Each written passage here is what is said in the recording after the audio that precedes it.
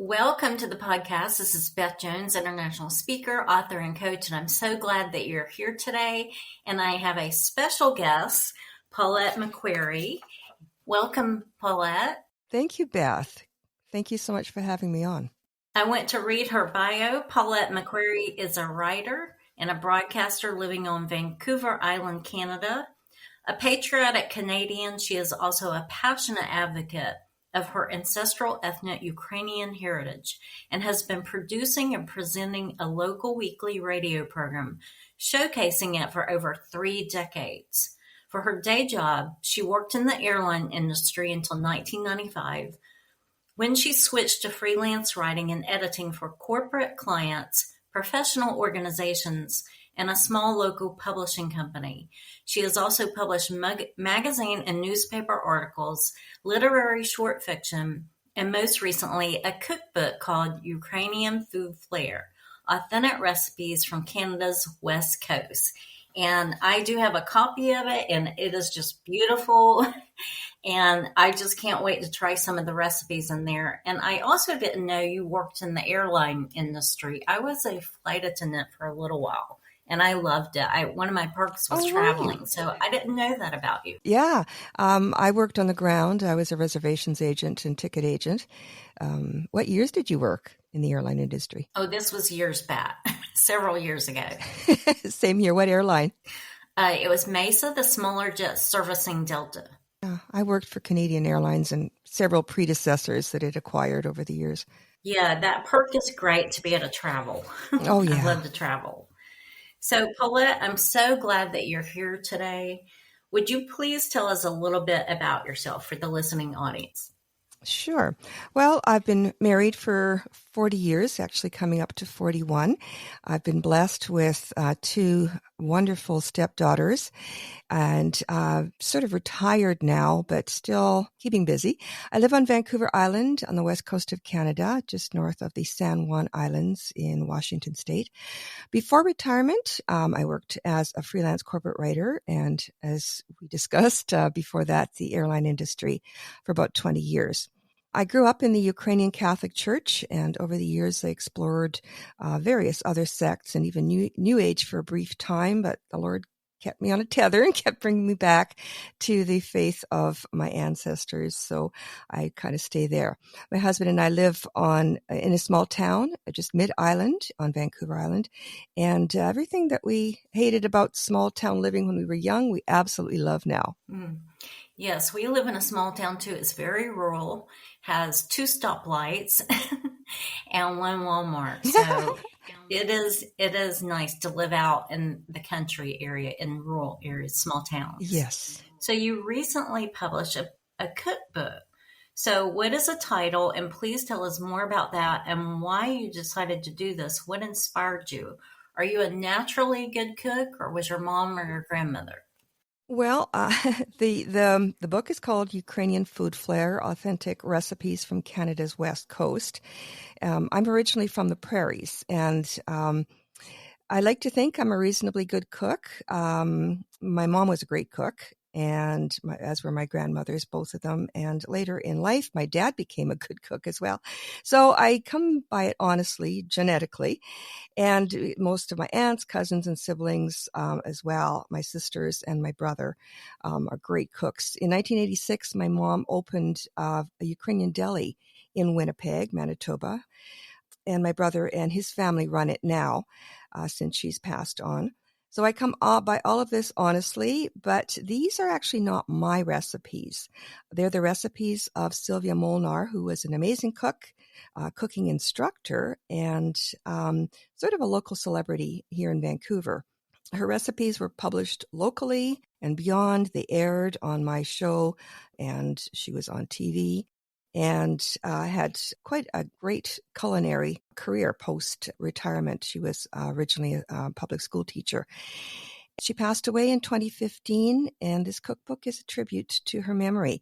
It contains several anecdotes of her life growing up in Vancouver as the daughter of Ukrainian immigrants and her culinary journey through life, as well as some very interesting cooking tips. It contains over 300 recipes. Most of them are traditional. Some have a more modern twist with a West Coast flavor. which sets it apart from other Ukrainian cookbooks published in Canada. And the title of the book, incidentally, is the title of the radio series that she presented on the show, which off and on was for about 10 years. I love that she included the anecdotes. That's so important to have those stories and just passing it down from generation to generation. Stories are so powerful. Jesus told stories.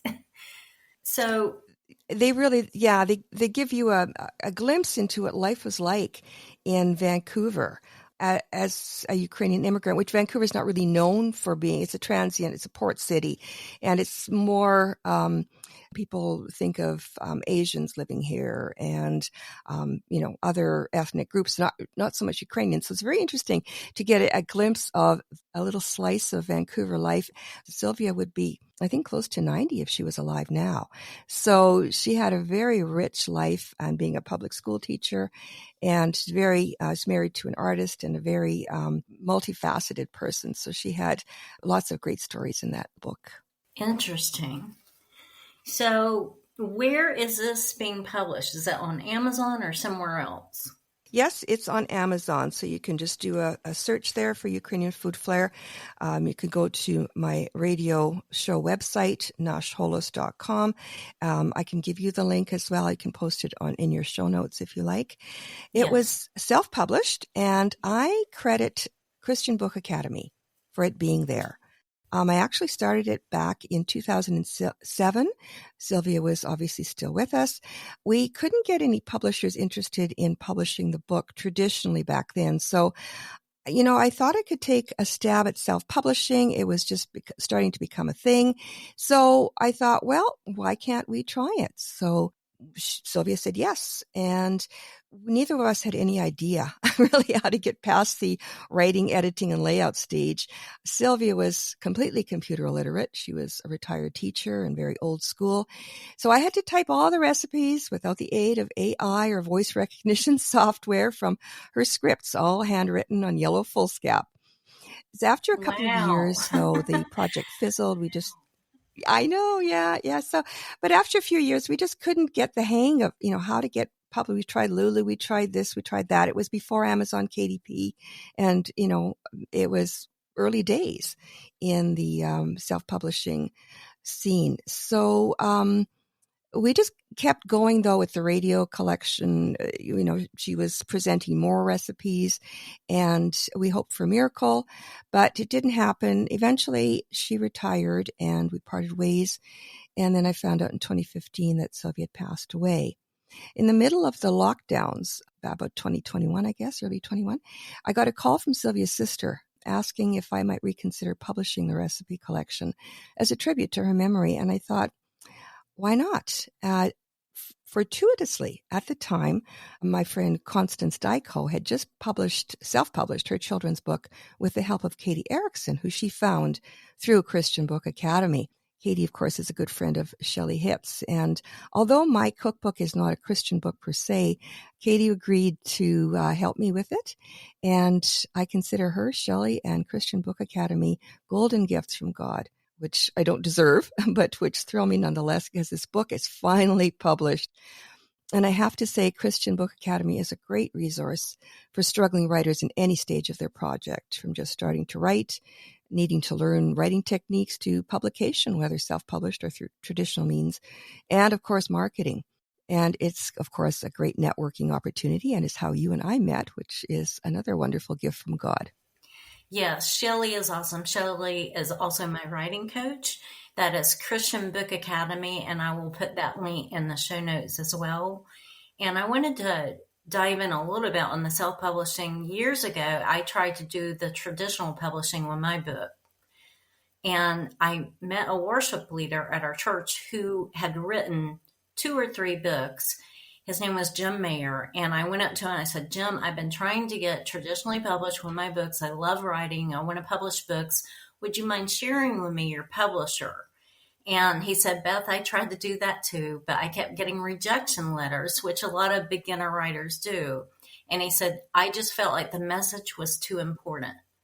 And he said, I went ahead and self-published on Amazon. He said, I strongly encourage you to do that. And my husband, Ray, had been trying to encourage me to do that too. Just get it on Amazon, self-published with Amazon. Fast forward several years, and Jim was killed tragically and suddenly on a motorcycle. And so I tell that story to encourage people, go ahead and write your book, get it published on Amazon. Don't wait, especially if you feel like it's a message that God has given you. And also from Paulette's example, this is a cookbook. This isn't like a fiction or nonfiction book, but it is a beautiful book. The cover's beautiful. It looks professional. And she's sharing valuable things with other people. So don't wait on your cookbook, your poetry book, your fiction or nonfiction, children's book. Go ahead and get your message out there that God has given you. I'm not saying don't traditionally publish if you have that opportunity, but if you're waiting for a traditional publisher, go ahead and get started on Amazon. That's what I've done. I've published 30 books. Paulette's now doing this. I believe she's going to have others ahead. So your message matters. Your message matters. And Paulette has also published other things. You've done publishings and magazines and other stories, right? Mm-hmm. Over the years, yeah. That's amazing. Mostly human interest articles. I did a lot of corporate writing as well. I was a ghostwriter for a COO of a large multinational for several years, which was a very interesting experience. And newsletters and, magazine, newspaper articles, human interest. I liked the human interest articles. That's interesting about the ghostwriting. How did you start with that? Oh, well, I was working for this corporation publishing their newsletter, and the things changed. They needed somebody to rewrite the COO's messages to the staff. I didn't know at the time they were planning to divest, and they needed to get this one particular branch up to snuff so that they could sell it. And I didn't know that at the time. I was just told that they needed to improve operations in this franchise that they had. And the COO who was running the show, I guess he was the top boss, you could say. And he was pretty blunt, put it that way. But for some reason we had a rapport, and I was able to filter what he said into communiques that people could read. And so this went on for a couple of years until the divestiture happened. And it was very interesting to get into the mind. This is a brilliant man, but he spoke his mind. He was very intimidating to his staff. Of course, I wasn't staff. I was contract, right? So, and I was paid to filter his messaging. And so it was really interesting to get into the mind of such a brilliant man, and also learn how the business ran as well and what his needs were, and be able to put that into a narrative that his middle management and senior management as well and lower management would relate to and be able to respond to. That was I would say my pride and joy of my career. That would be the shining light of my career in writing. Besides this book, of course. Yeah, that sounds like a great opportunity. Well, you also have a radio show. Yes. And that intrigued me. Yes, I do. What is the name of the radio station, and how did you get started in that? What's your show about? Okay, well, it's first of all, it's about Ukrainian culture, folklore, culture, music, basically just celebrating Ukrainian heritage, everything cultural. And it started a long time ago when times were very, very different. Back in 1990, I was approached by a leader of the Ukrainian Canadian community in Vancouver shortly after I'd moved here from Winnipeg, and they were looking for volunteers for various new projects, one of which was a new radio show. And so for some reason, I was there. I guess they were running low on volunteers. And they asked me, and I said, yeah, sure, that sounded like fun, even though I didn't really speak Ukrainian that well. So they teamed me up with a couple of guys who did, and one of them had established Ukrainian radio shows in Edmonton and Winnipeg. So I had a pro to learn from, and it was definitely learn as you go. And It was so much fun. It was an exhilarating time. We did pre-recorded, but was live to tape. So not like you have now, all do it on a computer and software. It was live, reel-to-reel tapes with a big board in the in the studio, and it was as close to live as you could get. And that was at a multicultural radio station in Vancouver. So we stayed together for 6 years producing the show, and we broke the record for the longest running Ukrainian radio program in BC, wow. British Columbia, going back to the 1930s. We disbanded 6 years later in 96 when the radio station changed ownership, and they raised the cost of airtime, and our sponsor didn't want to pay for it. And also the three of us were going through going in different directions. One got married, the other one had a kid. I was going through a midlife career change into writing and editing. And so that was it for 4 years. And then in 2000, a rival station approached me to revive the show. And since my Ukrainian speaking former co-hosts weren't interested in joining me, I decided to present the show in English for a different audience, Canadians with Ukrainian roots who had lost the language but not an interest in their cultural heritage. And over the years, the audience expanded to include non-Ukrainians who are just simply interested. And of course, now there's lots of Ukrainian podcasts and vodcasts and whatnot. Back at the time, it was an oddity. Even in 2000, it was odd. Like, why are you producing a Ukrainian program in English? It should be in Ukrainian. That was what everybody was thinking. But of course now, especially in the last 10 years, that's changed a lot. And it was something that back in 1990, you could never have imagined could ever happen. That is interesting. So I would encourage y'all to just check her out on social media. Would you share your links with us, or where people can find you? Sure. The show is called Nash Holos, which translates as Our Voice in Ukrainian. It's spelled Nash and then HOLOS, Our Voice. And so the website is Nash Holos. There are 2 H's in the middle, .com. And so you can find the links there. There's an RSS feed to the podcast, or link to the podcast feed as well. You can find the page on social media, on Facebook and Instagram as well. And there's a YouTube channel. Just search for Nash Holos on YouTube.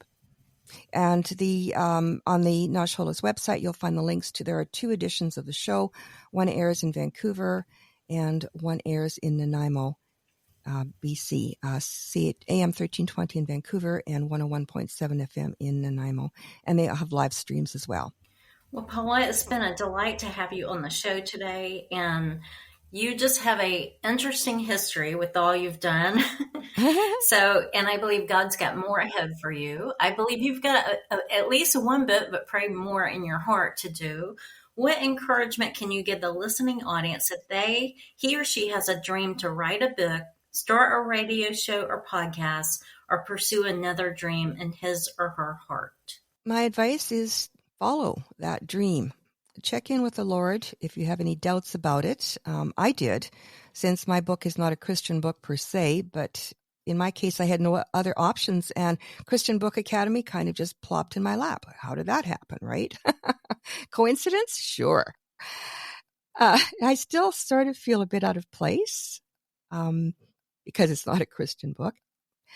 But God spoke so loudly to me throughout this project, even going back to 2007. I just felt this compulsion. I needed to do it. It was something I need to complete. And I believe there's a reason it's taken this long to get into print and why it took the path that it did. Maybe it was just the Lord keeping me on a tether and saving me from my own foolish decisions and choices over the years. I'm 70 years old and feel like I have a new lease on life myself now. Finishing this book as editor of this recipe collection of a dear friend who's passed has rekindled my writing muse. As you pointed out, yes, there are more books coming, hopefully with God's grace. And I think it's just the Lord saying to me, as he says, will say to you and everyone else listening, I gave you the desire and the talent. You've honed your skills. or are in the process of honing them. So don't keep your light hidden under a basket now. I would say to anyone struggling with self-doubt to just turn to the Lord and ask for instructions for the next move. It's a journey of one step at a time, and recognizing that you're serving the Lord with your heart's desire project will open the lines of communication with him, and he'll guide you to take each step from start to finish. I myself still don't understand how publishing a cookbook of someone else's recipe serves the Lord, but hey, it's his call, and I don't second guess Almighty God. I'm just grateful for this achievement and trust that he knows what he's doing. So my advice to anyone listening is just get yourself aligned with God's purpose for you, and then prepare yourself for the ride of your life. That's so good. Cooking is so important. A lot of family centers around the kitchen and food. There's weddings, there's festivals. Martha served Jesus. Mm-hmm. She was in the kitchen working for Jesus when he and his disciples came. So cooking and food are very important. Jesus' first miracle happened at a wedding. So that is very important to the Lord. And we're going to be joining him in heaven for the wedding feast of the Lamb. So I believe cooking is very important. We all love to eat, right? Yes. Oh, yeah. So y'all be sure to check out Paulette's book. And Paulette, thank you so much for joining us today. I know that my speaking coach, Robin Dykstra, says it's never too late for a fresh start with Jesus. It's never too late. So even if it's taking you years to do something like Paulette, go ahead and do it. Do what God has put into your heart to do and obey him. And I believe this book will be a blessing to many, Paulette. And it is just beautiful. Y'all be sure to check it out. The recipes look delicious. My husband Ray is going to be so happy when I tried them out because he loves to eat too. So thank you again, Paulette, for being a guest today. I've really enjoyed hearing from you. The Lord bless you. Thank you. And I will talk to all of you later. This is Beth Jones at bethjones.net. Be blessed and have a beautiful day or night.